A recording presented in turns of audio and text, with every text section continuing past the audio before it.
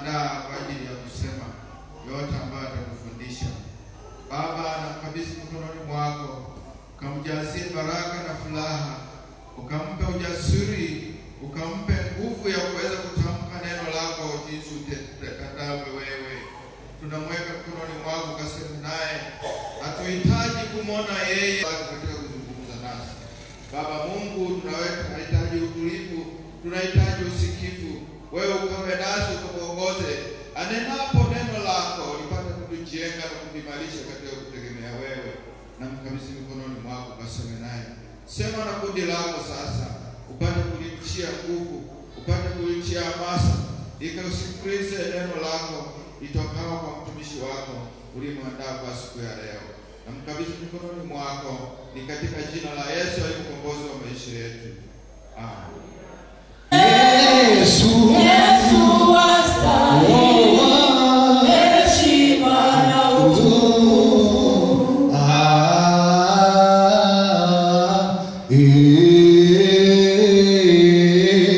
Yesu. Baba, katika jina la Yesu Kristo, Mungu mwenye nguvu na mamlaka yote, jina lako libarikiwe, jina lako litukuzwe, mwamba mwenye nguvu, Mungu mwenye utukufu na utakatifu. Tunakuita Bwana asubuhi ya leo. Tunauita Bwana utukufu wako asubuhi ya leo. Jidhihirishe na nguvu zako Bwana. Jidhihirishe na mamlaka yako Bwana asubuhi ya leo. Utukufu wako Bwana ukawaguse watu wako na watumishi wako waliokuja hapa mbele zako wakiwa na haja mbalimbali, wakiwa na shida mbalimbali. Kutana na haja zao Bwana. Jidhihirishe Bwana katika mapungufu yao. Ukawaguse, ukawatembelee Bwana. Na achilia damu ya Yesu Kristo, na achilia Roho Mtakatifu ukatende kazi ndani yao. Jidhihirishe Bwana, jidhihirishe Bwana katika jina la Yesu Kristo Bwana Mungu aliye hai. Na achilia roho ya utakaso, na achilia nguvu zako Bwana zikawaguse walio wagonjwa Bwana. Mungu kawaonekanie, ukawaponye na magonjwa yao, ukakutane na haja zao Bwana. Wafunike kwa neema yako Bwana. Utukufu na heshima zako, nasi tunakuja mbele zako. Kajidhihirishe Bwana, kajidhihirishe Bwana katika maisha yao, katika jina la Yesu Kristo. Utukufu na heshima ni vyako Bwana. Tunakuachia wewe Bwana, kwa sababu unastahili. Libarikiwe jina lako na litukuzwe, ni katika jina la Yesu Kristo. Na wale wote Bwana ambao wako huko nyuma Bwana, utukufu wako Bwana ukawaonekanie, ukawa pamoja nao Bwana, ukawahifadhi na kuwapigania. Neema na utukufu wako Mungu akaonekanie kazi yako, Mungu akaonekanie biashara yako, Mungu akutie nguvu pale unapochoka, na akustahilishe pale ambapo wewe mwenyewe haustahili. Mungu ni Mungu wa agano, na agano lake anapoliweka na wanadamu analitimiza. Aliweka agano na mtumishi wake Ibrahimu akiwa bado kijana, lakini mpaka ilifikia hatua Ibrahimu alitaka kubaye Yakobo ambaye ni Israeli alikuja akafanyika kuwa taifa kubwa. Lakini pia hata sisi tunaunganishwa na agano hilo hilo la Ibrahimu, kuwa tumefanyika kuwa watoto wa nani? Wa Ibrahimu, kupitia agano lake na Mwenyezi Mungu aliloliweka kipindi hicho. Bwana Yesu asifiwe sana. Kwa hiyo tuna imani ya kwamba agano lake atalitimiza.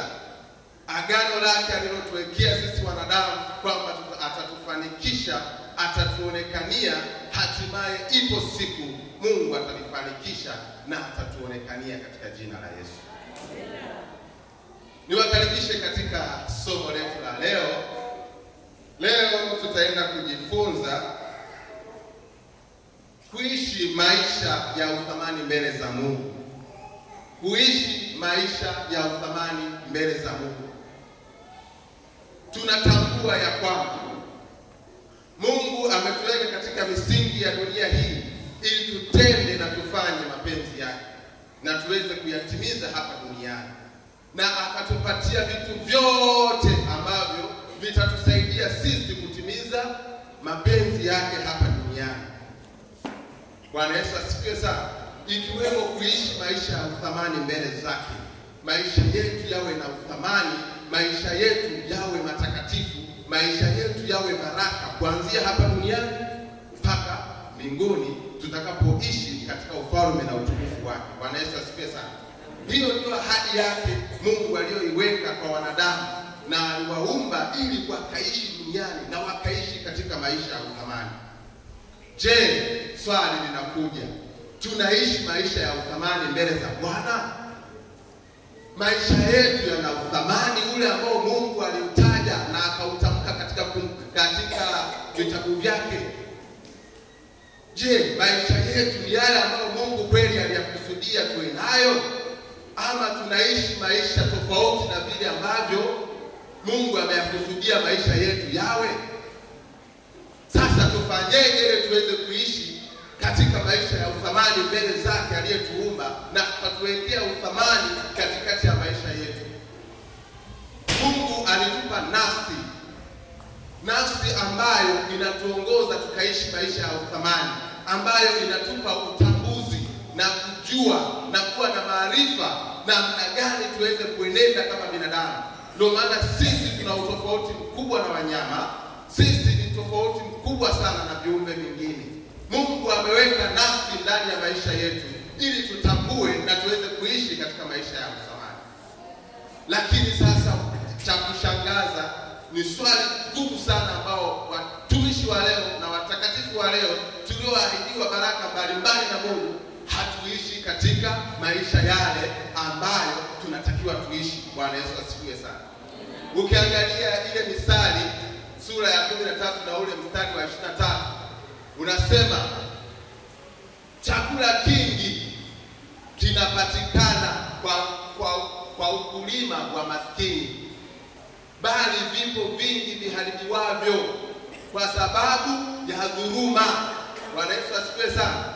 Kwa hiyo kumbe hapa katikati kuna vitu vingine ambavyo vilijipenyesha vikapata nafasi vikayadhulumu maisha yetu, vikadhulumu nafsi yetu na vikadhulumu uthamani wetu mbele za Mwenyezi Mungu. Bwana Yesu asifiwe sana.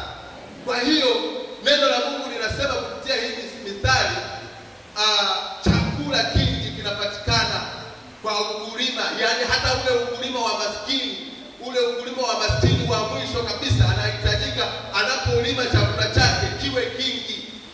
Lakini kutokana na kwamba kuna dhuluma, hatuwezi kuishi yale maisha ya uthamani mbele za Mwenyezi Mungu.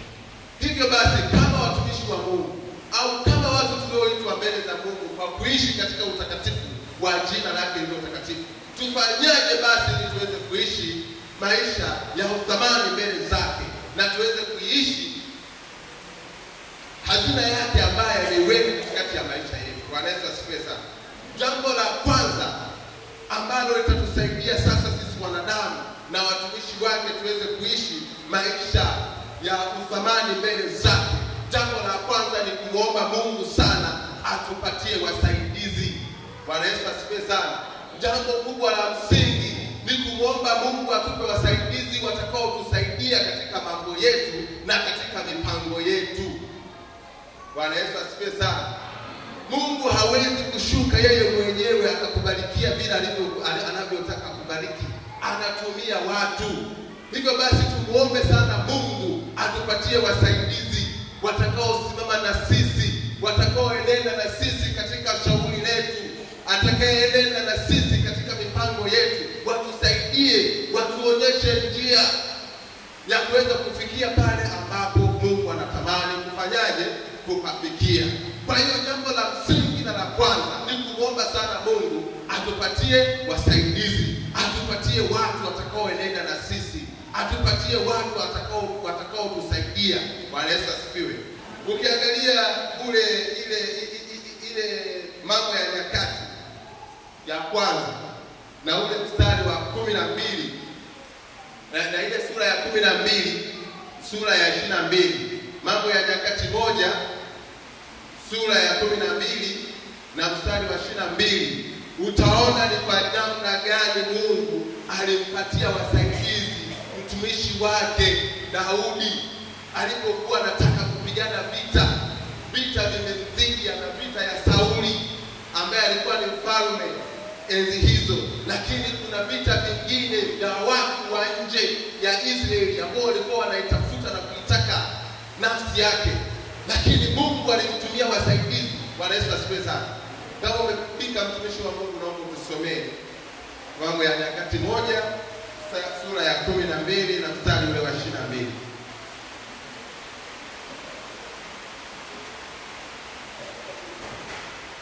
Mambo ya Nyakati 1 sura ya 12 na mstari wa 22 unasema, maana siku kwa siku humjia Daudi watu wa kumsaidia, hata wakapata kuwa jeshi kubwa kama jeshi la Mungu. Bwana Yesu asifiwe sana.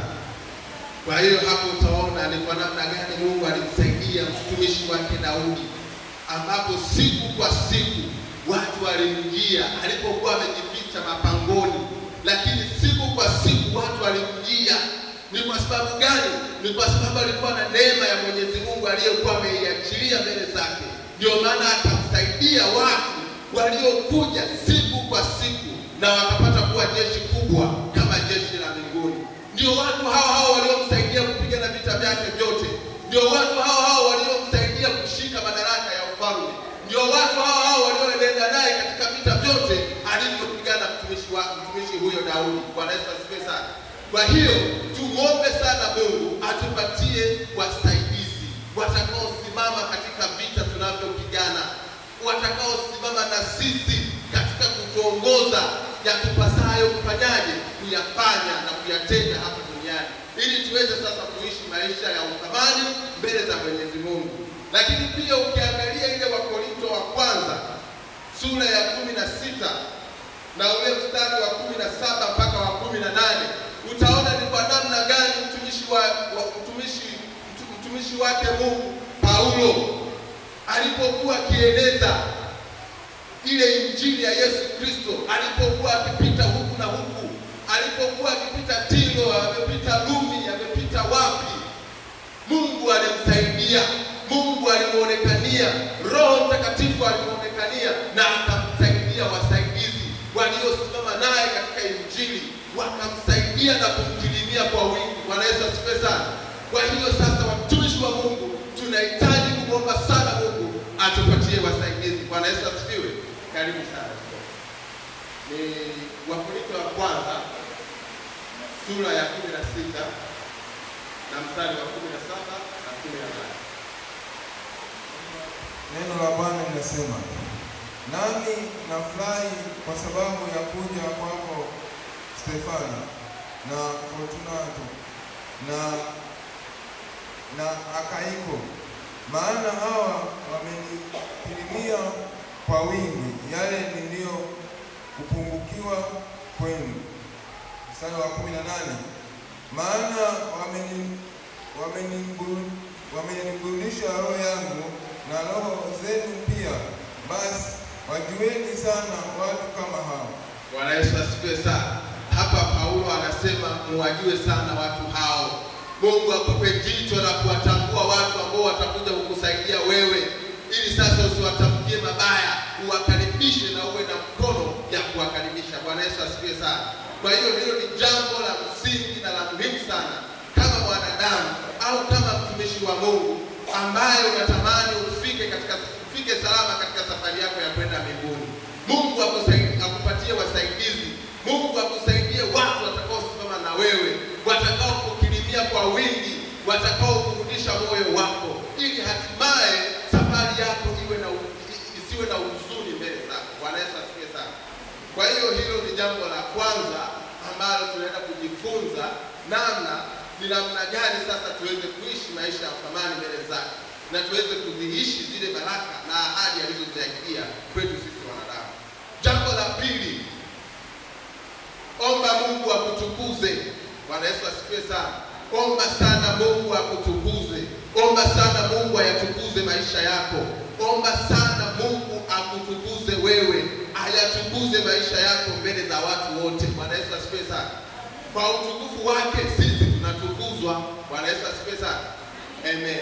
Ukiangalia kwa mfano mtumishi wa Mungu Yoshua, baada ya mtumishi wa Mungu Musa kumaliza mwendo wake salama katika Bwana, alibaki sasa Yoshua peke yake, hajui sasa anafanyaje.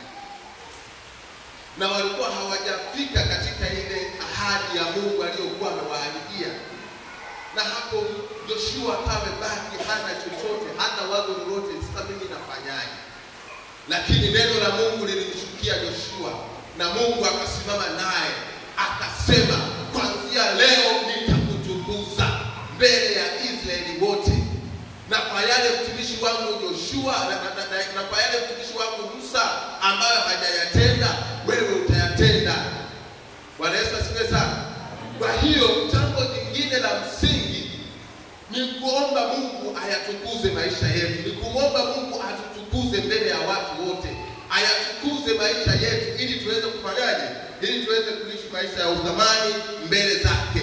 Kwa hiyo ni jambo la msingi sana kusogea mbele zake na kuomba Mungu pamoja na kumlilia ya kwamba Mungu yatukuze maisha yangu, nitukuze Bwana mbele ya Watanzania, nitukuze Bwana mbele ya watu wote, nitukuze Bwana mbele ya ndugu zangu na wazazi wangu. Bwana Yesu asifiwe sana. Mtumishi wa Mungu, naomba tusomee Yoshua sura ya 3 na mstari wa 7.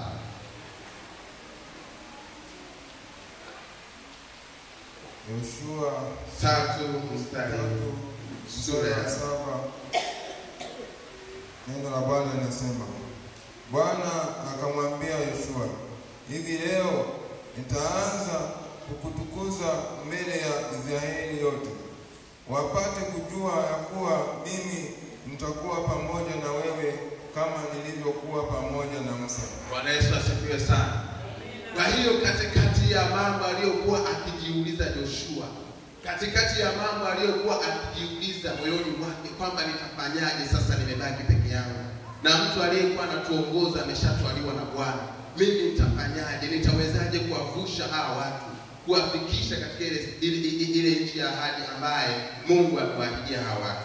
Mungu alishuka mwenyewe na akasema na akamwambia Yoshua, hivi leo nitaanza kukutukuza mbele ya Israeli wote, wapate kujua ya kuwa mimi nitakuwa pamoja na wewe kama nilivyokuwa pamoja na Musa. Bwana Yesu asifiwe sana. Kwa hiyo ni muhimu sana kumwomba Mungu ayatukuze maisha yetu. Ni muhimu sana kumwomba Mungu atutukuze mbele ya watu wote wanaotuzunguka. Maisha yetu yakitukuzwa, inakuwa ni rahisi kuishi katika yale maisha ya uthamani mbele za nani? Mbele za Mwenyezi Mungu. Kwa hiyo jambo la pili, omba sana Mungu akutie nguvu na akusaidie, asimame na wewe, akutukuze mbele ya ndugu zako, ayatukuze maisha yako mbele ya Watanzania, wakutambue na wakujue ya kwamba unaishi katika dunia hii. Bwana Yesu asifiwe sana. Kuna msemo watu wanasema, kuna wengine wanaishi lakini kuna wengine utapigia mstari wewe mwenyewe. Kwa hiyo Mungu akutukuze na ayatukuze maisha yako ili uwe miongoni mwa watu ambao watadhibiti baraka zake, na uwe miongoni mwa watu ambao wanaishi maisha ya uthamani mbele za nani? Mbele za Mwenyezi Mungu. Na ukiangalia Isaya sura ya 55 na ule mstari wa 5, Isaya sura ya 55 na ule mstari wa 5. Kwa haraka haraka nitasoma. Tazama, utaita taifa usilolijua, na taifa lisilokujua wewe litakukimbilia kwa sababu ya Bwana Mungu wako na kwa ajili ya Mtakatifu wa Israeli, maana amekutukuza. Kumbe maisha yetu yakitukuzwa na Bwana, kumbe maisha yetu yakitukuzwa na Mungu, mataifa yatakuja na yatatukimbilia, ikiwemo mataifa ambayo hata hukuwahi kujua, ikiwemo watu hata ambao hawakuwahi kujua wewe wala kukufahamu kwamba unaishi. Kwa hiyo kupitia maisha yetu kutukuzwa na Mungu, mambo yetu yataenda vizuri. Kupitia maisha yetu kutukuzwa na Mungu, tutaweza kuishi maisha ya uthamani mbele za nani? Mbele za Mwenyezi Mungu. Jina la Bwana libarikiwe sana, na Mungu akusaidie sana uweze kuishi katika maisha ya uthamani mbele zake. Bwana Yesu asifiwe. Amen. Jambo la tatu omba sana Mungu akufungulie milango. Omba sana Mungu akufungulie milango. Tushajua ya kwamba milango imefungwa na nguvu za giza. Kuna baadhi ya malango yamefungwa. Kuna baadhi ya watu wamefungwa malango ya kiuchumi. Kuna baadhi ya watu wamefungwa malango. Mungu akufungulie milango. Mungu atufungulie milango ili tuweze kuishi maisha ya uthamani. Kwa hiyo jambo la pili, jambo la tatu la kuzingatia katika kuishi maisha ya uthamani ni kusogea mbele za Mwenyezi Mungu na kulilia na kumwomba yeye aweze kutufungulia milango. Popote palipofungwa, popote palipofungwa pakafunguliwa. Na asubuhi ya leo ninatamka katika jina la Yesu, popote palipofungwa pakafunguliwe katika maisha yako. Chochote kilichofungwa kwenye maisha yako kikafunguliwe katika jina la Yesu. Chochote na mahali popote palipofungwa kwa ajili ya kuzipokea baraka zako, asubuhi ya leo ukazipokea katika jina la Yesu. Bwana Yesu asifiwe sana. Kwa hiyo shuka chini ukaombe na kumwomba Mwenyezi Mungu akufungulie milango. Aifungue milango yako, aifungue milango yako ya kufanikiwa, aifungue milango yako ya kubarikiwa, afungue milango yako ya kutukuzwa, ili ukatukuzwe mbele za Mwenyezi Mungu na maisha yako yakawe ni maisha ya uthamani mbele zake. Bwana Yesu asifiwe sana. Ukiangalia mtumishi wa Mungu Paulo alipokuwa anaitafuta Tiro kwa ajili ya kwenda kuhubiri neno la Mungu, Bwana alimfungulia milango ili wale watu wanaoenda kuwahubiria wakapate kulisikia neno lake. Bwana Yesu asifiwe sana. Wakapate kumsikiliza, wakapate kuungana naye, wakapate kumjibu, kuwasiliana naye vizuri. Bwana Yesu asifiwe sana. Kwa hiyo utaona kumbe Mungu akifungua milango yako mbele zako, hata yale magumu ambayo ulikuwa unajua kasa kwamba hili ni gumu na siwezi kulitenda, Mungu atakufanikisha na utafanikiwa kulitenda sawa sawa na neno lake. Bwana Yesu asifiwe sana. Kwa hiyo Mungu akufungulie milango. Omba sana Mwenyezi Mungu akufungulie milango, afungue milango ya baraka zake, afungue milango ya kufanikiwa kwako, afungue milango ya wewe kuinuliwa na kutukuzwa mbele zake, ili maisha yako yakawe ni maisha ya uthamani mbele zake. Bwana Yesu asifiwe sana. Kwa hiyo hilo ni jambo la nne ambalo, jambo la tatu ambalo tumeenda kujifunza kwa siku hii ya leo. Jambo la nne, omba sana Mungu ainue pembe yako. Omba sana Mungu ainue pembe yako, ainue pembe yako. Pembe yako ni kama sauti, ainue sauti yako, ainue sauti yako iwe na nguvu, ainue sauti yako iwe na mamlaka juu ya nguvu zote, ainue sauti yako iwe na mamlaka juu ya watu wote. Jambo lolote lile ukilitamka liwe na mamlaka na liwe na nguvu katikati au ndani yake, liwe na nguvu na mamlaka ndani yake. Bwana Yesu asifiwe sana. Wewe hufikirii kwa mfano kama kuna mtoto unaweza kumwagiza nyumbani. Mama anaweza kumwagiza mtoto nyumbani, "Bwanangu, naomba kanichukulie sukari pale." Lakini mtoto akamwambia kwamba, "Bwana, mama, mimi bana nimechoka. Wewe kiasi mtu unaniagiza mimi. Mimi hamna bwana. Mimi hamna bwana." Sasa kwa nini unataka? Nenda bwana, mimi sitaki tena, mimi naenda kulala. Bwana Yesu asifiwe sana. Ujue kabisa hapo huna sauti. Hauna sauti ya mamlaka, pembe yako haijainuliwa na Bwana. Lakini kuna mtu mwingine anaweza hata hajafika nyumbani, akapiga tu na kutoa maagizo nyumbani. "Mama fulani, hebu muagize mtoto fulani akachote maji." Mtoto hata kabla hajaambiwa na mama yake, akisikia tu lile neno kwenye sauti kwamba mtume fulani akapate kitu fulani, utamwona mtoto anakimbia. "Nimeshasikia baba, hamna haja mama kuniambia." Ameshasikia. Hivyo basi ujue kwamba sauti, Mungu akiinua sauti yako, Mungu akiinua pembe yako, maisha yako yatakuwa na uthamani mbele zake. Maisha yako yatakuwa yana uthamani mbele za Mwenyezi Mungu. Bwana Yesu asifiwe sana. Kwa hiyo Mungu akutie nguvu asubuhi ya leo, akaiinue sauti yako, akaiinue pembe yako, ikawe na mamlaka dhidi ya nguvu zote, ikawe na mamlaka dhidi ya wanadamu, ikawe na mamlaka na nguvu na kuwagusa watu wengine. Bwana Yesu asifiwe sana.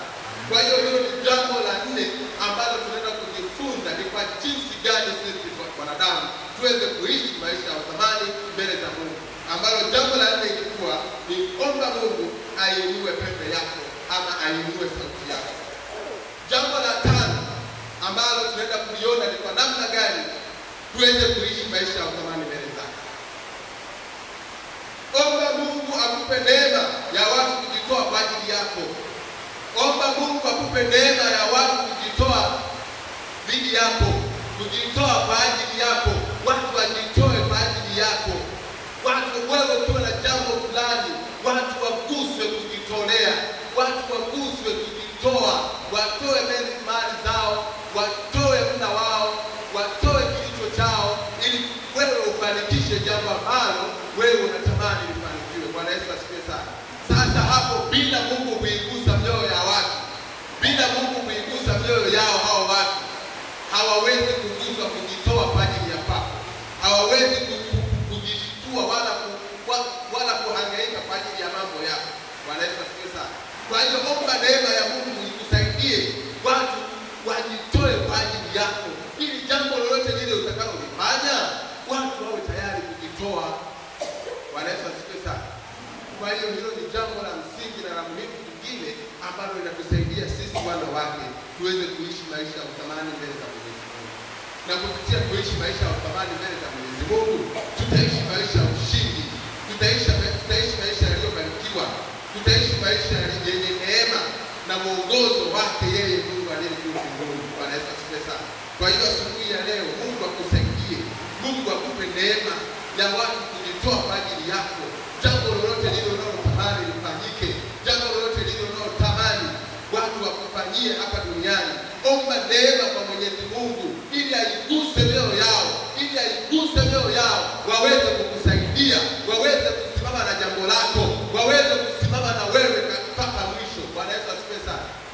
Kuna jambo unaweza kutamani kulifanya na ni jambo la msingi na la muhimu sana, ambalo kabisa kama ingekuwa ni mtu mwingine angelitamka tu watu wangejitoa kwa ajili ya hilo jambo, lakini unaangalia kwamba mbona jambo hili la msingi na ni la muhimu, mbona watu hawajitoi, mbona watu hawajitolei? Kumbe inahitajika neema, inahitajika neema ya Mwenyezi Mungu. Omba neema ya Mwenyezi Mungu ili sasa watu waweze kujitolea kwa ajili yako, watu waweze kujitolea kwa ajili ya maisha yako. Na tumeshajua ya kwamba Mungu anatumia watu, hashuki yeye mwenyewe kukusaidia, anashuka yeye mwenyewe kukusaidia kupitia watu. Kwa hiyo omba neema yake, omba neema yake ili mioyo yao hao watu wanaotaka wakusaidie waguswe na yeye na waguswe na nguvu zake, ili sasa waweze kufanyaje? Waweze kukusaidia. Bwana Yesu asifiwe sana. Kwa hiyo nakuombea kwa Mwenyezi Mungu akupe neema asubuhi ya leo, akupe neema ya watu kujitoa kwa ajili yako. Bwana Yesu asifiwe sana. Na hii tutaiona katika Samueli ya kwanza sura ya 10 na ule mstari wa 26. Samueli wa kwanza sura ya 10 na ule mstari wa 26, ambapo tunasema ask God for grace for dedication. Bwana Yesu asifiwe sana. Omba Mungu akupe neema ya watu kukudedicate, watu wa kudedicate. Unajua, mtu akikutamkia neno mbele ya mtu fulani ambaye unahitaji msaada wake, inakuwa ni rahisi sana wewe kusaidika. Mtu akikudedicate, basi unajua huyu kijana ni kijana mzuri bwana, ni mwaminifu, namfahamu vizuri sana. Ukimpatia kazi fulani anaifanya kwa uaminifu kabisa na mambo yanaenda kweli kabisa, kweli, ule mtu anapata msaada. Kwa hiyo omba sasa watu wengi waguswe kwa ajili ya kukudedicate wewe, wayadedicate maisha yako kwa watu wengine, ili wakujue na wakufahamu na waijue kazi yako. Hata wafanya biashara, Mungu anawainua watu wa kusemea biashara yako, anawainua watu kusema ukienda kwa mtu fulani, biashara zake ni nzuri sana. Ukinunua kitu kwake, yani aisee, hautajutia maisha yako. Kweli kabisa. Na watu tunavyopenda dedication, ainuka sema ngoja tena mimi nikafanyaje, nikashuhudie. Na mtu akikuta kweli kitu alichoambiwa na rafiki yake, akikuta ni kile ataenda kutangaza, hatimaye utaishi maisha yaliyobarikiwa. Utakuwa na biashara yako itakuwa kupitia watu ambao mioyo ya watu imeguswa kwa ajili ya kukusaidia na kukuongoza. Karibu sana. Samueli sura ya kwanza. Samueli wa kwanza sura ya 10 na mstari wa 26 unasema, Sauli naye akaenda nyumbani kwake huko huko Gibea, na pamoja naye wakaenda kikosi. Sauli naye akaenda nyumbani kwake huko Gibea, na pamoja naye wakaenda kikosi cha watu ambao Mungu alikuwa ameigusa mioyo yao. Bwana Yesu asifiwe sana. Neno la Mungu linasema Sauli naye akaenda nyumbani kwake huko Gibea, na pamoja naye wakaenda kikosi cha watu ambao Mungu alikuwa ameigusa mioyo yao. Bwana Yesu asifiwe sana. Kwa hiyo omba sana Mungu aiguse mioyo ya watu unaoenda nao katika jambo lako. Omba sana Mungu mioyo yao iguswe, ili sasa mkanie mamoja, kwa sababu kuna kitu kingine kinaweza kujitokeza. Kama haujamwomba Mungu neema ya watu nayo ambatana nao kusimama na wewe, mnaweza mkafika kwenye jambo ambalo mnatakiwa kulifanya, mkawa hamneni mamoja, mkawa kila mtu ana idea za kwake. Kumbe umeambatana na watu ambao wana roho mbaya. Kumbe umeambatana na watu ambao hawakutakii mema. Kumbe umeambatana na watu ambao hawakutakii wewe ufanikiwe. Kumbe umeambatana na watu ambao ni mawakala ndani yake, wana jambo maalum kwa ajili ya kuharibu project ya kimungu ndani ya maisha yako. Kwa hiyo omba sana Mungu mioyo ya watu unaoambatana nao iguswe na Mungu, iguswe na Mungu, ili sasa ukafanikishe kuishi maisha ya thamani mbele zake. Bwana Yesu asifiwe sana. Jambo hilo lilikuwa ni jambo la 5. Jambo la 6 ni kwa namna gani sasa mtumishi wa Mungu tuweze kuishi maisha ya thamani mbele za Mungu. Jambo la 6, omba Mungu akufanyie nafasi. Omba Mungu akufanyie nafasi. Ask God to make room for you. Mungu akufanyie nafasi. Mungu akufanyie nafasi ya kufanya makubwa duniani. Mungu akufanyie nafasi ya kufanikisha mambo yako. Mungu akufanikishe. Mungu akusaidie na akufanyie nafasi ya kuweza kuziishi ndoto zako. Mungu akufanyie nafasi ya kuweza kutimiza mapenzi yake hapa duniani. Bwana Yesu asifiwe sana. Mungu akufanyie nafasi ya kufanya mambo mengi. Mungu akufanyie nafasi ya kufanya na kufanikisha ile mipango yako yote ambayo umeipanga kwa mwaka huu 2025. Mungu akufanyie nafasi ya kupanua mipaka yako. Mipaka yako ya umiliki na utawala ipanuke, ili sasa ukaweze kuishi maisha ya thamani mbele za nani? Mbele za Mwenyezi Mungu. Mungu akufanyie nafasi ukaweze kuishi mapenzi yake hapa duniani na kuziishi hazina zake za kimungu alizozishusha mbinguni kwa ajili ya wanadamu wake hapa duniani. Bwana Yesu asifiwe sana. Hapo tutaenda kusoma ile Mwanzo sura ya 26 na ule mstari wa 22. Mwanzo sura ya 26 na ule mstari wa 22. Mwanzo sura ya 26 mstari wa 22. Neno la Bwana linasema, akaondoka huko akachimba kisima kingine, wala hicho hawakukigombania. Akakiita jina lake Rehobothi. Akasema, kwa kuwa sasa Bwana ametufanyia nafasi, nasi tutazidi katika nchi. Jina la Bwana libarikiwe sana. Jina la Bwana libarikiwe sana.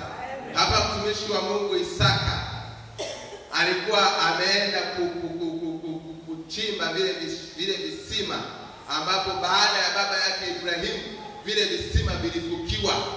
Bwana Yesu asifiwe sana. Na watu ambao walikuwa hawapendi maendeleo. Sasa baada ya mtumishi wa Mungu Ibrahimu kufariki, wale watu walivifukia vile visima. Lakini Isaka akasema, ngoja nikaende nikavichimbue vile visima vya baba yangu. Lakini kila kisima alichokuwa akikichimbua, watu walikuwa wanakuja wanakigombania, wanasema hiki kisima cha kwetu, ondoka hapa. Kisima kingine anaenda kuchimba, watu wanakigombania, hiki ni kisima cha kwetu, ondoka hapa. Mpaka ikafikia kipindi ambapo sasa akaenda kuchimba kisima kingine ambacho sasa watu hawakuweza kukigombania. Na Mungu akamshukuru sana. Mungu akasema, kwa kuwa Mungu umetufanyia nafasi, basi tutakuwa na kupanuka. Bwana Yesu asifiwe sana. Ukisoma ule mwendelezo wake, anasema akakiita jina lake Rehoboth, akasema kwa kuwa sasa Bwana ametufanyia nafasi, nasi tutazidi katika nchi. Bwana Yesu asifiwe sana. Asubuhi ya leo, omba Mungu akupe nafasi ukazidi katika nchi. Ukazidi katika nchi, ukazidi kutenda mambo makuu na ya ajabu ambayo kwa akili za kibinadamu watu wasingeweza kuyafikiria hayo mambo. Bwana Yesu asifiwe sana. Kwa hiyo hilo ni jambo la msingi sana na la muhimu la kuomba sana kwa Mwenyezi Mungu. Mungu akufanyie nafasi. Mungu akufanyie nafasi ya kuweza kufanya mambo makubwa hapa duniani. Hata ukiangalia ile Mambo ya Nyakati 1 sura ya 4 ambayo ilikuwa ni somo letu la pili, Mambo ya Nyakati 1 sura ya 4 na ule mstari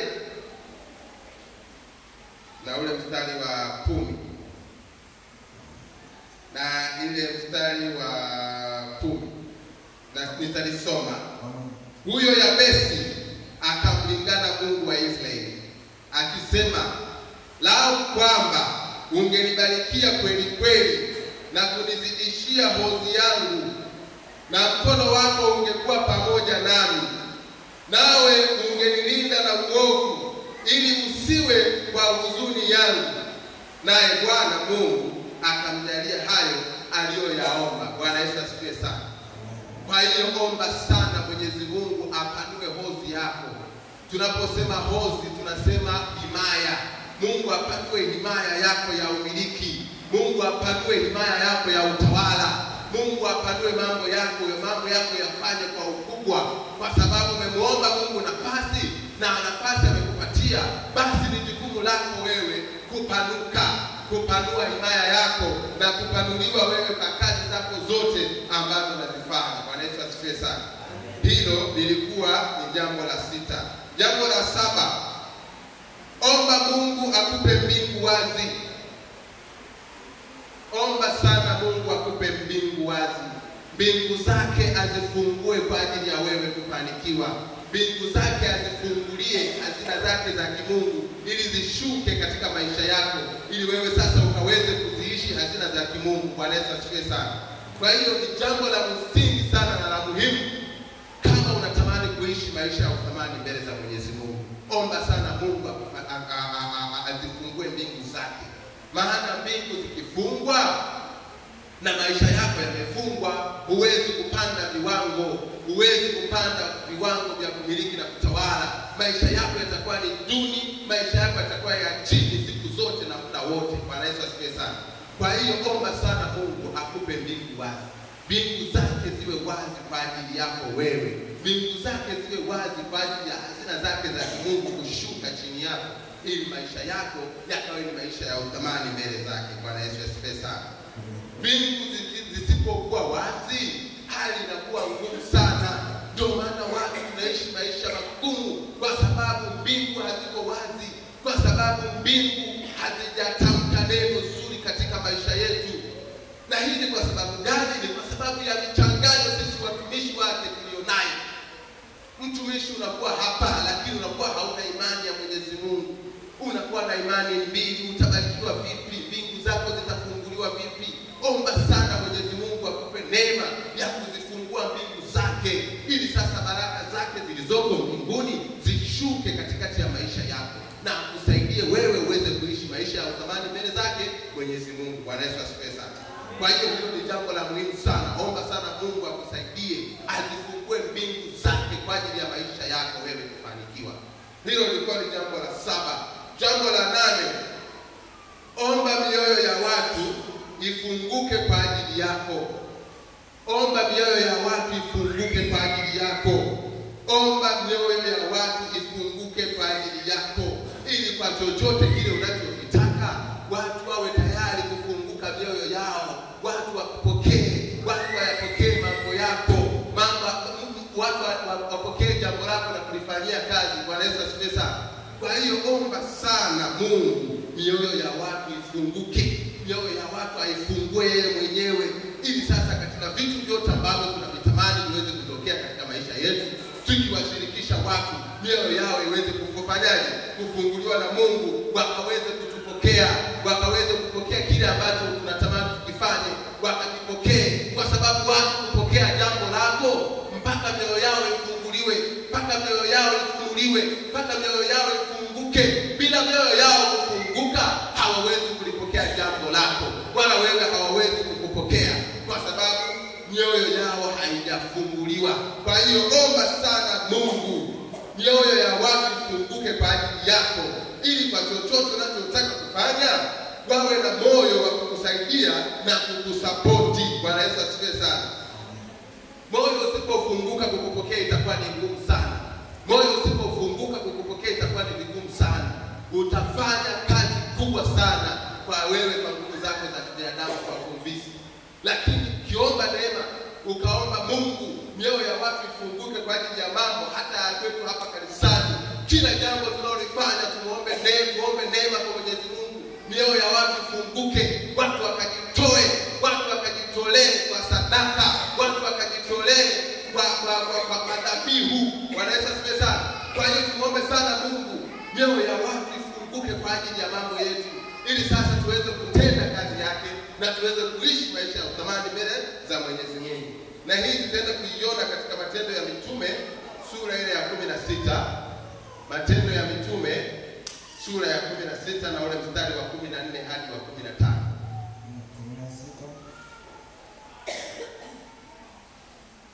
16 mstari wa 14 na ule hadi mstari wa 15. Matendo ya Mitume. Matendo ya Mitume sura ya 16 mstari wa 14 hadi 15.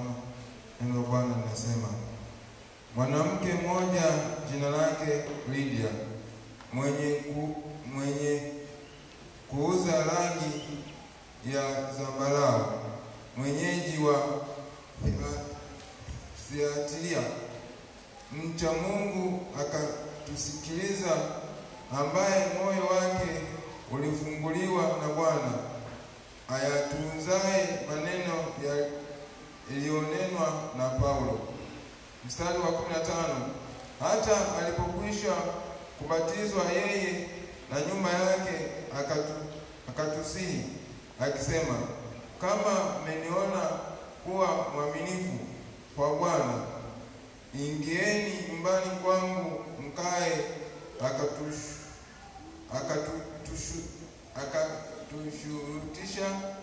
Akatushurutisha. Bwana Yesu asifiwe sana.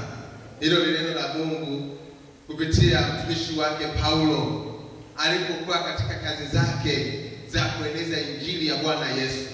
Alifika katika ile nyumba ya mtumishi wa Mungu Lydia, ambaye moyo wake ulikuwa umefunguliwa na Bwana, ambaye moyo wake ulifunguliwa na Bwana ayatunze maneno yaliyonenwa na Paulo. Ina maana Bwana alitangulia mbele za Paulo, akamgusa huyu mama Lydia, akaufungua moyo wake, ili Paulo atakapokuja maneno yote Paulo atakayomwambia yule mama aweze kufanyaje, aweze kuyasikiliza na aweze kuyatii. Bwana Yesu asifiwe sana. Kwa hiyo tuombe sana neema ya Mungu, tuombe sana neema ya Mwenyezi Mungu, mioyo ya watu haifungue kwa ajili ya mambo yetu, mioyo ya watu ifunguliwe kwa ajili yetu sisi kutusaidia. Bwana Yesu asifiwe sana.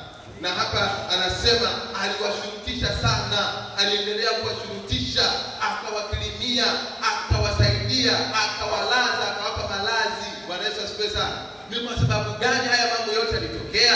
Ni kwa sababu moyo wake ulikuwa umeguswa na Bwana. Kwa hiyo niwatie moyo sana, tuingie katika maombi, tumuombe sana Mungu mioyo ya watu ifunguke kwa ajili yetu, ifunguliwe kwa ajili ya mambo yetu, ifunguliwe kwa ajili ya mipango yetu kufanikiwa. Bwana Yesu asifiwe sana.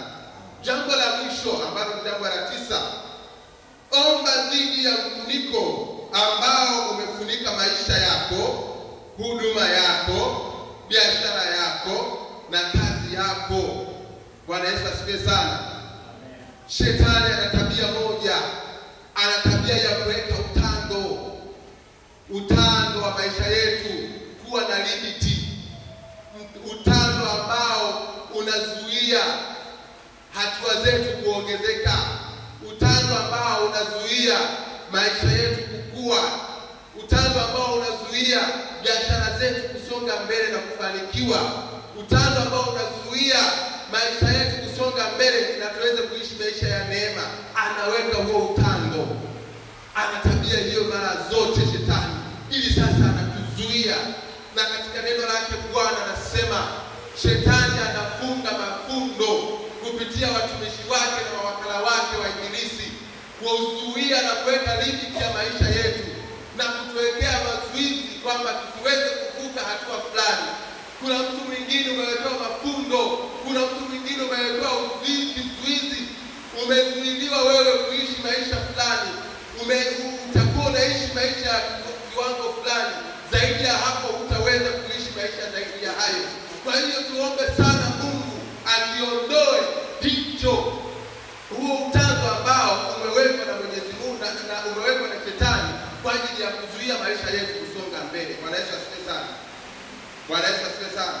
Kwa hiyo adui ama shetani anaweza kuweka mfuniko juu ya biashara, anaweza kuweka mfuniko juu ya maisha yako, anaweza kuweka mfuniko juu ya huduma yako unayoifanya hata hapa kanisani.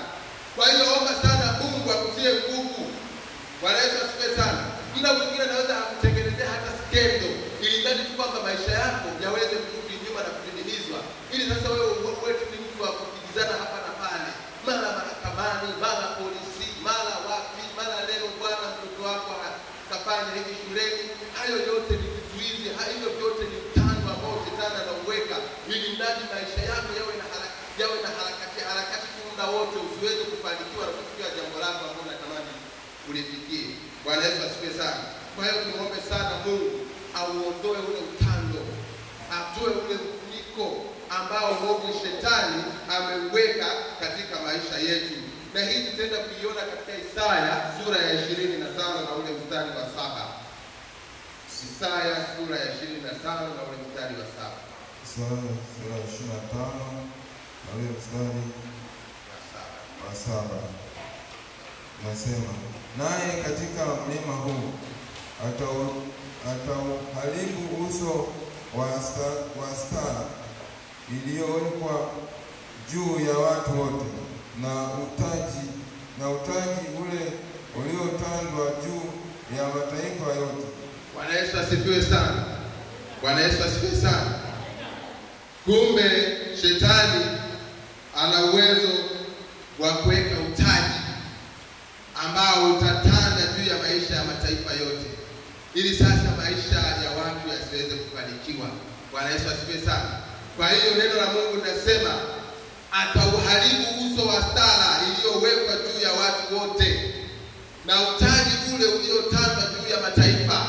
Neno la Bwana linatuahidi hivyo, na hiyo ahadi inatekelezwaje? Baada ya yeye kumuomba na kumsihi, akauondoe ule utaji, akauondoe ule utando, akauondoe ule mfuniko uliowekwa na shetani kwa ajili ya kuzuia maisha yetu yasiweze kufanyaje, yasiweze kusonga mbele. Bwana Yesu asifiwe sana. Bwana Yesu asifiwe sana. Kwa hiyo somo letu la leo ilikuwa ni kuangalia ni kwa namna gani ama jinsi gani binadamu tunaweza tukaishi maisha ya uthamani mbele zake. Bwana Yesu asifiwe sana. Na tukaweze kuziishi baraka zake alizoziahidia kwetu sisi wanadamu tuweze kuziishi. Kwa sababu tunajua bila nguvu zake na bila neema yake na bila utukufu wake kutufunika, hatuwezi kufanikiwa wala kufanikisha mambo yetu yote ambayo tunatamani yafanikiwe katika maisha yetu. Mungu atutie nguvu sana. Mungu atujalie neema. Mungu atujalie rehema na utukufu wake ukaenende nasi katika mambo yetu yote tunayoyafanya, ili siku zote tukaweze kuishi maisha ya uthamani mbele zake. Bwana Yesu asifiwe sana. Siku zote tukaishi maisha ya uthamani mbele zake. Tusiishi maisha ya dhuluma. Tukatae kudhulumiwa haki zetu za kiroho. Tukatae kudhulumiwa mapenzi yake Bwana kwetu sisi wanadamu. Tukatae kuishi maisha ya kudhulumiwa. Tukatae kuishi maisha ya kurudi nyuma muda wote na masaa yote. Tuendelee kusonga mbele kwa baraka zake. Tuendelee kuinuka kwa baraka zake. Kwa hiyo asubuhi ya leo nawatia nguvu. Mungu awasaidie kuishi maisha ya uthamani mbele zake. Mungu awasaidie kuishi kuishi maisha ya uthamani katikati ya maisha yenu, ili sasa Mungu na utukufu wake ukatukuzwe kupitia nyinyi. Bwana Yesu asifiwe sana. Na somo letu la leo limeishia hapo. Ninaomba sasa tusimame watu wote, tuweze kumshukuru, tuweze kusogea mbele zake na kusifu yeye, umwabudu yeye.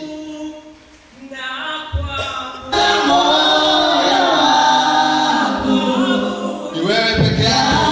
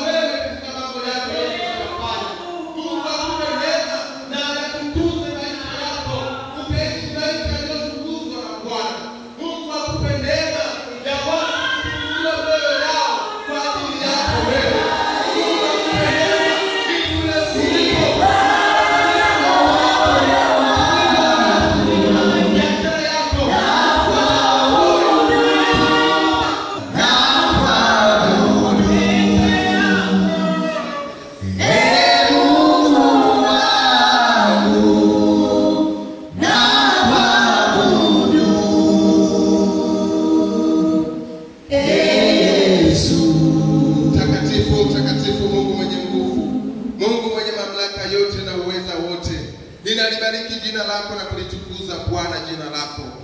Bwana Mungu aweza, niko mbele zako na mbele ya madhabahu yako iliyo takatifu, na watumishi wako Bwana wote na wajoli wako wote Bwana walioitwa kwa jina lako takatifu. Umewaita kwa majina yao Bwana, na wakakuitikia wewe Bwana, wakasogea mbele zako Bwana Mungu kwa kukutukuza na kukusifu wewe Bwana Mungu aweza. Lakini maisha yao pengine sasa hivi wanaishi chini ya dhuluma za mwovu Ibilisi, wanaishi chini ya dhuluma na manyanyaso ya shetani, wamefungwa na vifungo mbalimbali.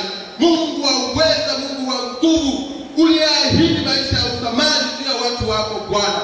Kutana na maisha yao Bwana Mungu aweza, geuza historia za maisha yao, maisha yao yakageuke kuanzia leo Bwana, katika jina la Yesu Kristo. Natamka neema yako Bwana kuenenda na maisha yao, natamka utukufu wako Bwana kuwafunika, ukawajalie Bwana kwa mamlaka yako, ukawajalie Bwana kwa neema yako, utukufu wako Bwana ukawafunike, ili wakaishi maisha ya uthamani mbele zako Bwana. Bariki Bwana mipango yao, wezesha Bwana mipango yao, fanikisha Bwana mambo yao, linda kazi za mikono yao, linda kazi zao Bwana Mungu aweza, linda biashara zao Bwana, linda huduma zao Bwana Mungu aweza. Utukufu wako Bwana ukawafunike, ukawaonekanie Bwana. Ondoa utaji uliotanda juu ya maisha yao, unaozuia Bwana maisha yao kusonga mbele, unaozuia Bwana huduma zao kusonga mbele, katika jina la Yesu Kristo Mwana Mungu aliye hai, katika jina la Yesu Kristo Mwana Mungu aliye hai. Na achilia utukufu wako ukawafunike, na achilia neema yako na nguvu zako zikaenende pamoja nao Bwana, kwa neno lako Bwana na kwa utukufu wa jina lako Bwana. Maisha yao yakawa ni maisha ya uthamani mbele zako, maisha yao yakawa ni maisha ya uthamani na yaliyobarikiwa kwa hazina zako za kimungu, katika jina la Yesu. Fanikisha Bwana mipango yao, fanikisha Bwana katika jina la Yesu Kristo. Ninakuhimidi wewe Bwana kwa sababu unastahili, unastahili sifa za mioyo yetu Bwana, nasi tunakutukuza na kukusifu. Libarikiwe Bwana. Asante kwa neema yako na kwa utukufu wa jina lako, na kurudishia sifa, utukufu na heshima palipoabudiwa na kutukuzwa. Nasi tunakuabudu asubuhi ya leo na kulitukuza jina lako. Ni katika jina la Yesu Kristo natamka baraka juu ya maisha ya watu hawa. Ukawabariki na kuwarehemu, ukawaonekanie katika kazi zao na mambo yao yote. Fanikisha Bwana mambo yao, uwahifadhi kwa damu ya Yesu Kristo aliye Bwana na Mwokozi wa maisha yetu. Amen.